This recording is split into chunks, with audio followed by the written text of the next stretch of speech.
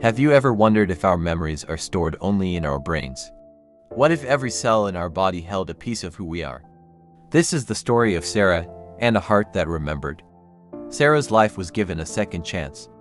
A successful heart transplant meant she could finally breathe again, live again. But soon after the surgery, something strange began to happen.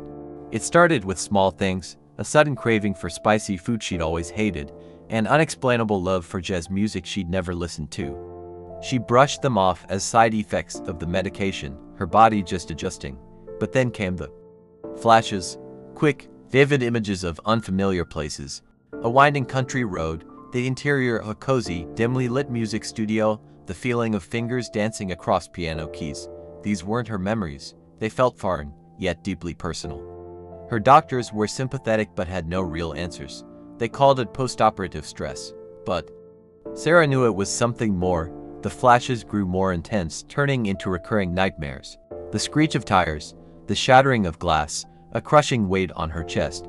Terror, a terror so profound, it wasn't just a dream, it was a memory. She would wake up gasping for air. Her new heart pounding in her chest. Echoing the final frantic beats of a life cut short, she was reliving someone else's death. Driven by a desperate need for answers, Sarah began to investigate. It felt like an invasion of privacy, but she had to know whose life was now intertwined with hers.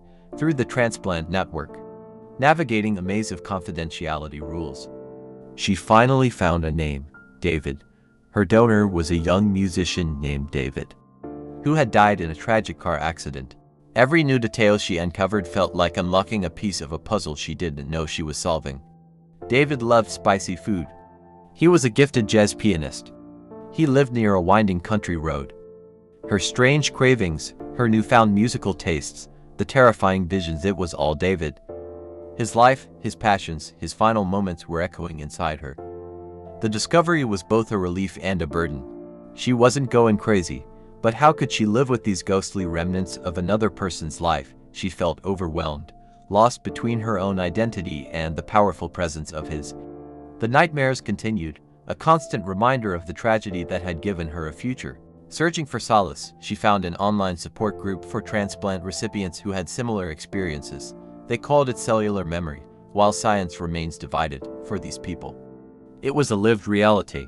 She read stories of a kidney recipient who suddenly knew how to speak a new language, a liver recipient who developed a talent for painting. She wasn't alone.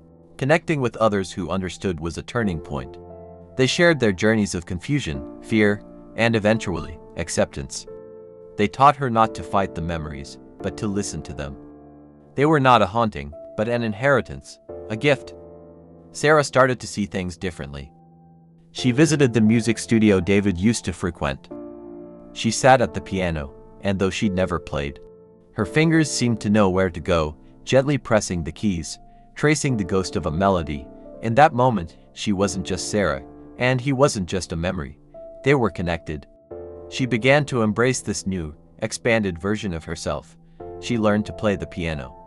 Letting David's passion flow through her, she found comfort in the music, a way to process the grief she carried for a man she'd never met.